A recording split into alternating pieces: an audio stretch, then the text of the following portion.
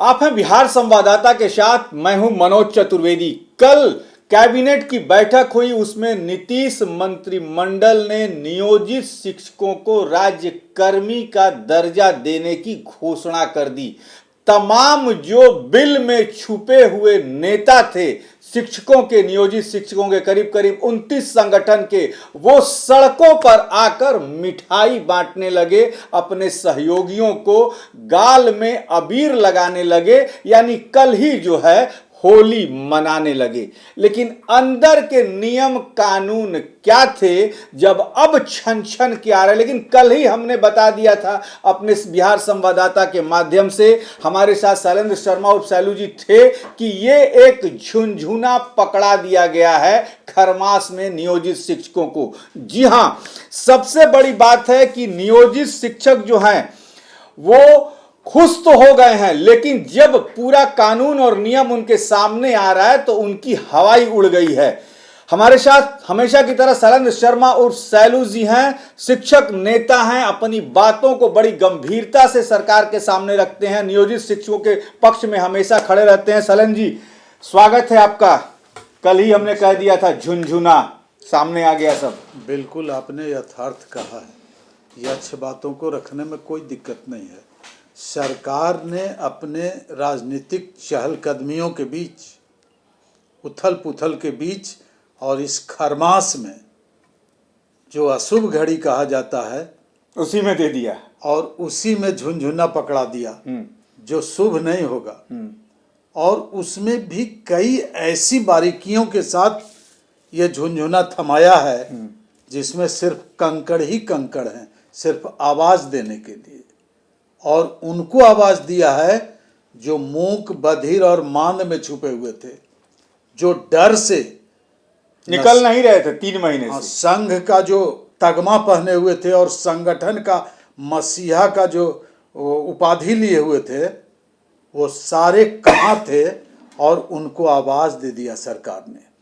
होली खेलने निकल गए, रंग बिरंग और गुलाल लगाने लग गए, मिठाई खिलाने लग गए।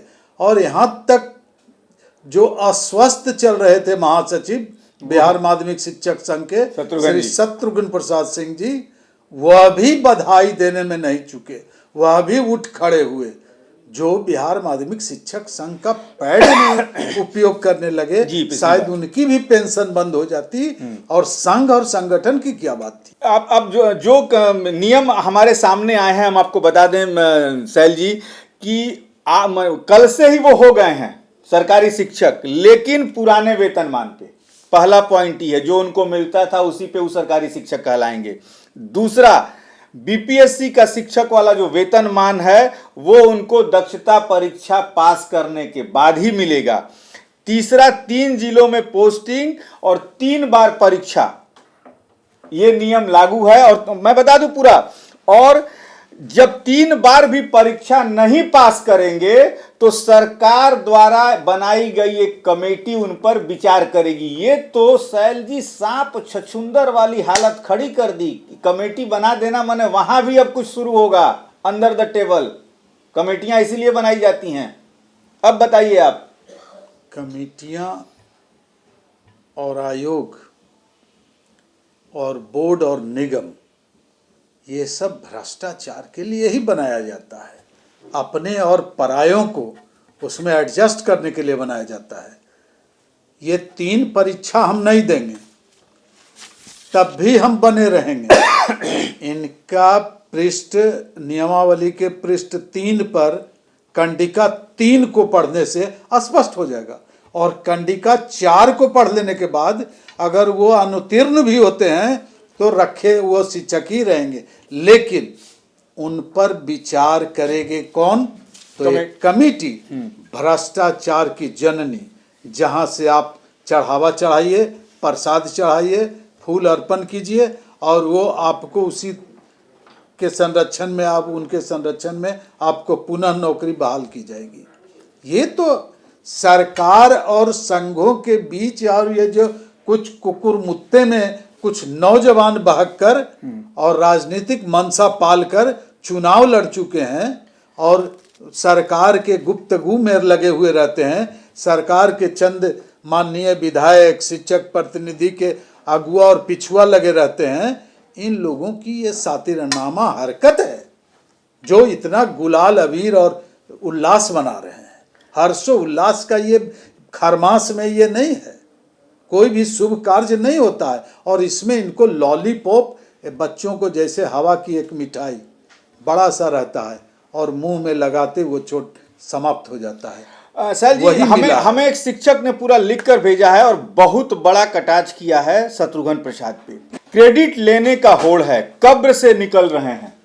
जो आप कहते हैं हमेशा कि माद में छुपे हुए, कब्र से निकल रहे हैं वैसे लोग जो सरकार से डरे सहमे थे, छिपे हुए थे। शिक्षक संघ को मान्यता को मानने के लिए पाठक जी तैयार नहीं थे, तब ये नेतागण सड़क पर नहीं उतरे, ना कभी विरोध नहीं किए।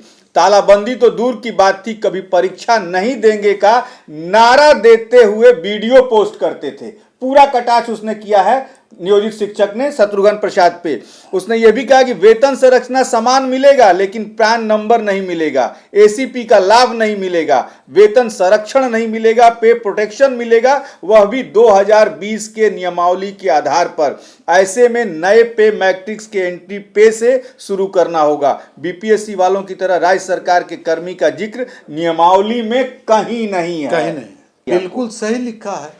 कहीं भी एससीपी, एमएससीपी, कहीं भी इनकी पदोन्नति प्रोन्नति का कोई है नहीं। कंडिका 3 और 4 पढ़ लीजिए ना, नियमावली का स्पष्ट उल्लेख है। और एस सिद्धार्थ जी ने जो अपने प्रेस कॉन्फ्रेंस में कहा है, और अभी माननीय के पाठक जी हैं कहाँ, शिक्षा मंत्री जी हैं कहाँ। नियमावली अधिसूचना शिक्षा विभाग के द्वारा निकल रही है और ये दोनों गौन और मौन है। पहले तो संघ वाले गौन मौन थे, अब ये शिक्षा पदाधिकारी दोनों और मंत्री कौन है? ये सिद्धार्थ जी इसको ही कर रहे हैं, कैबिनेट के फैसले को। हाँ, उन्होंने प्रेस कॉन्फ्रेंस में क्लियर कर दिया विभाग में। और ये प्राण नंबर वगैरह ये तो बहुत दूर की चीज है। इनको जो एनपीएस मिलने की बात है, इनका कहीं उल्लेख नहीं है। एसीपी का लाभ भी नहीं मिलेगा, कहीं नहीं। एसीपी, एमएससीपी कोई लाभ नहीं है। पदोन्नति और प्रोन्नति का बात नहीं है। तब ये बिल्कुल अंधेरे में रख लिए हैं और ये राजनीतिक स्वार्थ और राजनीतिक लाभ का स्पष्ट संकेत। अंतिम सवाल, अब क्या करेंगे नियोजित शिक्षक? क्या 3 बार परीक्षा देंगे या वैसे ही रह जाएंगे? क्या करेंगे और शिक्षकों की क्या सलाह है आपको ये झुनझुना खरवास मास में? सारे विकल्प इनके खुले हुए हैं। परीक्षा दें, फेल करें, परीक्षा दें, फेल करें, 3 बार फेल करें, फिर भी ये नियोजित शिक्षक रहेंगे, ऐसा उल्लेख है इनके नियमावली में।